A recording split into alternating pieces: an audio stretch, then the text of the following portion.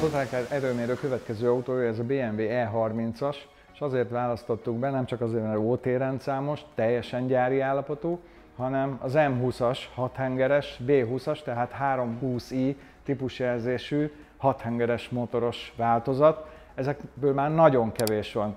Ez az autó ráadásul azért különleges, mert majdnem teljesen gyári állapotú, még a fényezése is sok helyen, és 206 000 kilométer van benne, nincs mókolva, nincs átalakítva, teljesen gyári. Viszont egy ilyen érdekessége ennek a 320-as motornak, ugye egész pontosan ez az M20-B20 változat, hogy kicsit ilyen nyomatékszegény volt, amikor az ember pláne a 325-ös testvérével, vagy akár a 323-assal is hasonlította össze, ugye ez még a facelift előtti, 1987 előtti modell, akkor ez a 2 literes motor kicsit ilyen nyomatékszegénynek tűnt, ezt mindig úgy pörgetni kellett ahhoz, hogy menjen.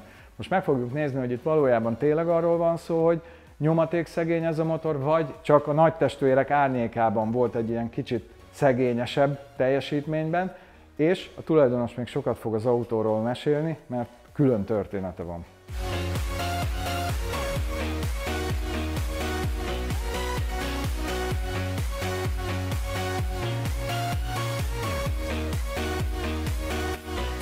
Az ember egy bizonyos életkor után elkezd szerintem a régi álmai után szaladni. Talán ez lehetett az alapja, egyszer csak megfogalmazódott bennem, hogy szeretnék egy régi autót, akkor még nem is BMW volt. Aztán szűkítettem ezt a dolgot, és elkezdtem nézelődni, és megmondom őszintén, nagyon szerencsés voltam ezzel az autóval, mert összesen ez a második autó volt, amit megnéztem, és rögtön tudtam, hogy ő az. Én ezt az autót egy 72 éves hölgytől vettem, a férje használt az utolsó 20 évben, de ha az időben visszamegyünk, ezt 1984-ben, és ezt érdekességként mondom, szinte egy 72 éves úriember vásárolta Németországba, hogy az első 4 évében összesen 20 000 kilométer ment vele, és az utolsó 10-ben is összesen 20 000. A kocsinak a teljes előtörténete ismert egyébként. És mondtad, hogy nem nyúltak még a motorjához igazán hozzá? Nem, amikor elhoztam, kisebb lakatos munkákra szükség volt, egy-két kisebb alkatrészcsere természetesen volt, de összességében én még a motort szétszedve nem láttam. Természetesen leszettük a szelepfedelet, és akkor ott mondjuk megnéztük egyebek, de ennél mélyebbre nem mentünk bele,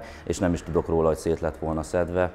Úgyhogy én azt gondolom, hogy ezt ilyen formán nevezhetjük eredeti állapotban megőrzött. Mindenképpen nem felújított, nem csak karbantartott. És mit gondolsz te a teljesítményről? Ugye 125 lóerő, mennyi lesz? Nyilván elfogult az ember, és teljesen más érzés egy ilyen autót vezetni, szóval ha én ebbe beülök, akkor nyilván az a hang teljesen más, mint amihez egy mai fül hozzászokott a mai autóktól.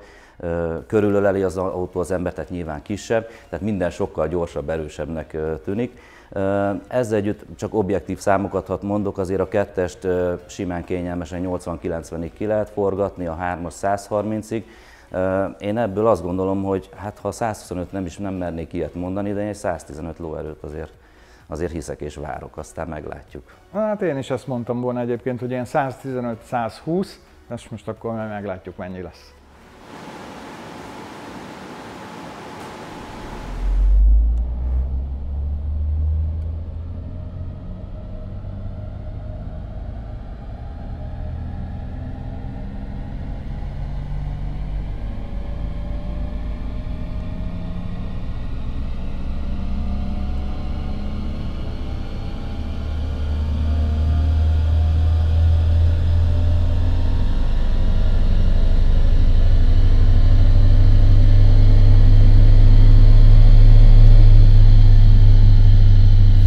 Mielőtt megnéznénk itt a száraz adatokat, amin egyébként nincs szégyelni való, de hoztál itt még néhány papírt, amit nagyon érdekesnek találtunk, például az eredeti tulajdonos születési dátumát. 1913-ban született az első tulajdonosa az autónak. Tehát 72 éves volt, amikor megvette az autót az úriember. És mindenképpen egy 6 hengeres hátsókerekesre hajtott.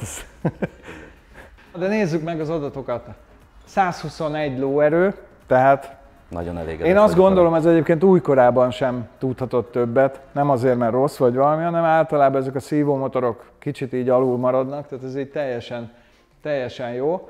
Viszont azért a karakteréből lehet azt látni, ami érződik is az autóval, hogy azért itt 4000 és 6000 között van az a rész, ahol a nyomatéka is nagyobb, meg ugye a teljesítmény görbe is itt új szárnyakat kap 4000-nél, kicsit a meredeksége megváltozik. És ugye a nyomaték maximuma is 5500-nál van. Nyilván ez, ahogy el szoktam mindig mondani, nem azt jelenti, hogy így gyenge, mert itt is azért 130-140 Nm alatt van egész 2000-nél, úgyhogy jó. Ha még annyit hozzátehetek, ez a vezetési élményben abszolút így érződik. Tehát nyilván alulról, amikor az ember rágyorsít, akkor ott tényleg úgy érzi, hogy azért hiányzik a lóerő, és az a 3500-4000-es fordulat, ott minthogyha egy új életet kapna az autó, és olyan hangok jönnek ki ebből a motorból. Ugye utána lehet olvasni, hogy aki ezt a motort szereti, azért szereti. Megmondom őszintén, én is azért szeretem ezt a motort, egészen csodálatos hangja van ezen a fordulaton. A számok nem hazudnak, elhisszük. Köszönjük szépen, hogy elhoztad. Köszönöm.